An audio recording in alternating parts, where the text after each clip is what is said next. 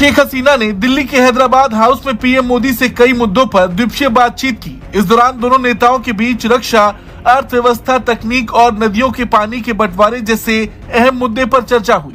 बांग्लादेश हमारी neighbourhood first policy, act east policy, vision Sagar और Indo Pacific vision के संगम पर स्थित है। पिछले एक ही वर्ष में हमने साथ मिलकर लोक कल्याण के अनेक महत्वपूर्ण प्रोजेक्ट्स को पूरा किया है। ये विजिट करके शेख हसीना ने प्रेफर किया है इंडिया को उस पे चाइना पे। शेख हसीना ने इंडिया को चाइना पर प्रेफरेंस दी है। इसमें देखते हैं कि what India offers to Bangladesh. In Bangladesh के अंदर इस वक्त there is a pro China environment.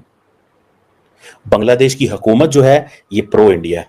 ये चीजें जो है basically that is why prime minister Modi wanted sustainability and political stability in Bangladesh where Hasina wanted to come back. That is where they wanted a friendly government. तो बांग्लादेशी झांसे में आ गए और बांग्लादेशियों ने उनके जहाज खरीद लिए जो उड़ते नहीं हैं, उनसे टैंक खरीद लिए जो चलते नहीं हैं, उनसे नाव खरीद ली जो फ्लोट नहीं। मतलब सारा का सारा मैटर जो है बांग्लादेश डिफेंस फोर्सेस बीडीएफ का अब जो है वो बंटाधार हो रहा है। हसीना का इंडिया का ये विजिट इसलिए भी बहुत इंपॉर्टेंट है कि इसमें 10 MOUs साइन होने के एग्रीमेंट्स की बात की जा रही है, जिसमें बहुत बड़े बड़े एग्रीमेंट्स भी शामिल हैं और इसके अलावा इंडिया और बांग्लादेश के बीच जो फ्रेंडशिप ब्रिज है उसकी भी बात की जा रही है। क्योंकि इंडिया को इस चीज का पता है कि तमाम जो खित्ते के ममालिक हैं वो प्रो चाइना होते जा रहे हैं। तो ये जो चीज है इसके जरा नेबरहुड फर्स्ट पॉलिसी पे जरा चाइना के विजिट से पहले वो आई हैं इंडिया एक बार फिर। तो क्या वो इजाजत लेने आई हैं नरेंद्र मोदी साहब की कि मैंने चाइना जाना है, आपकी इजाजत चाहिए और मैं वहां पर जा रही हूं और आप क्या कहते हैं इस बारे में? ये भी बात की जा रही है। बहुत सारी बातें इस सिलसिले में जो है हो सकती हैं या की जा रही हैं, क्योंकि बहुत कम दोनों विजिट्स के बीच जो दिन है वो बहुत कम है। और अभी सबसे बड़ी बात ये कि अभी वो होकर गई हैं। तो इसमें अगर तो बांग्लादेश ये मदद चाहता है इंडिया की, तो इंडिया तो पहले ही बेशुमार ऐसे कंट्रीज हैं जिसकी मदद कर रहा है। मदद करने को, हेल्प आउट करने को उन्होंने श्रीलंका की कितनी हेल्प की है। श्रीलंका को जो दिवालिया और फिर कर्जा और फिर ये बहुत ज्यादा हेल्प आउट किया है। और सिर्फ श्रीलंका ही नहीं, नेपाल की बहुत मदद करता है इंडिया। सिर्फ नेपाल ही नहीं, जितने भी नेबरिंग कंट्रीज उसके हैं और फिर अफ्रीकन कंट्रीज में बहुत ज्यादा इंडिया की रीच है और वहां पर बहुत हेल्प आउट करता है इंडिया उन कंट्रीज को। यानी जितने भी डिप्राइव्ड कंट्रीज, नेशंस जिनको मदद की जरूरत रहती है, अफगानिस्तान समेत, उन सब की इंडिया मदद करता है और अभी भी करता है। तो शायद इस वजह से, इस एंगल को देखते हुए लोग ये कह रहे हो कि कहीं ऐसा तो नहीं है कि शेख हसीना नरेंद्र मोदी साहब से जरा पैसा पूसा वो कह रही हूँ कि हमने वहां पे उनका कर्जा देना है, अब चाइना जाना है। तो अगर उन्होंने कहा कर्जा तो क्या होंगे, देखें मैं नहीं समझती कि ऐसा है, लेकिन इसमें यह जरूर है कि इस विजिट से ये तो पता चल रहा है कि शेख हसीना इंडिया की कॉस्ट पर चाइना से दोस्ती नहीं चाहती। ये बात तो नजर आ रही है ना, ये तो आप मानेंगे, क्योंकि उससे पहले इंडिया आना जाना और वहां पर अभी बहुत सारे जहां मुआहदे होंगे, एग्रीमेंट्स होंगे, वो तो हमें पता चल ही रहा है और नजर आ रहे हैं। लेकिन ये बात तो है, अब चाइना इसको बड़े कीनली देख रहा है। जाहिर है चाइना की नजर तो है इस वक्त कि शेख हसीना ने हमारी तरफ आना है और ये इंडिया चली गई है पहले।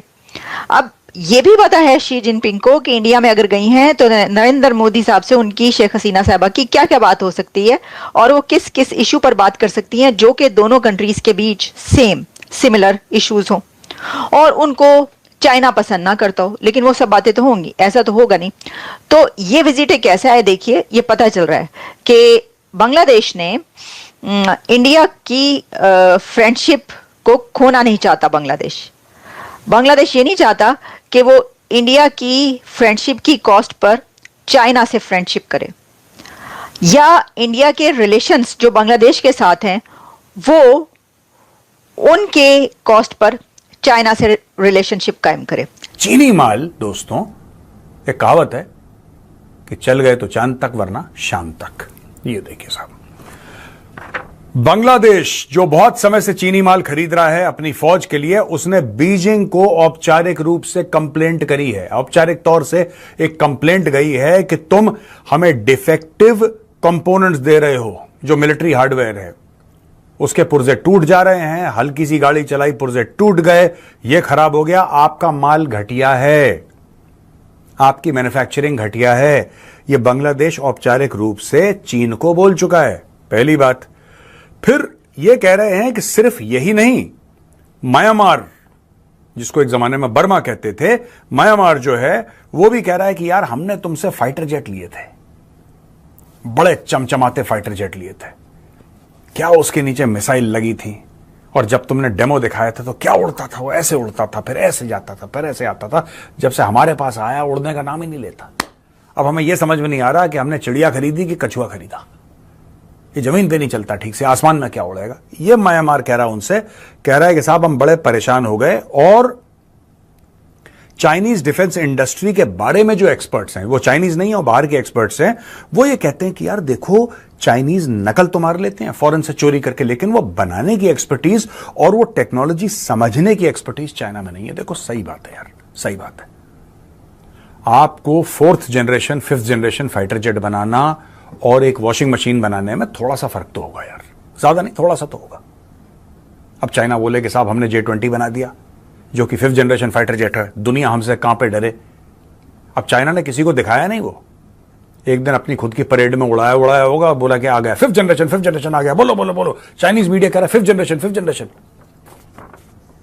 अगर वो कुछ भी ऐसा है 1% जो उन्होंने 3rd जनरेशन या 3.5 या 4th जनरेशन वाले बांग्लादेश को दिए हैं या म्यांमार को दिए हैं, तो भाई साहब दोनों देश जो हैं, और दोनों देश चाइना के बिल्कुल जिसको कहते हैं कि उनके संबंध बड़े अच्छे हैं, ठीक है जी।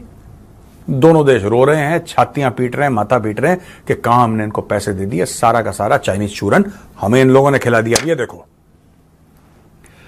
पहली बात तो यह है कि ये कह रहे हैं कि चाइना ने जो भी हमें हथियार दिए हैं उसमें पेंट नया है लेकिन टेक्नोलॉजी आउटडेटेड है।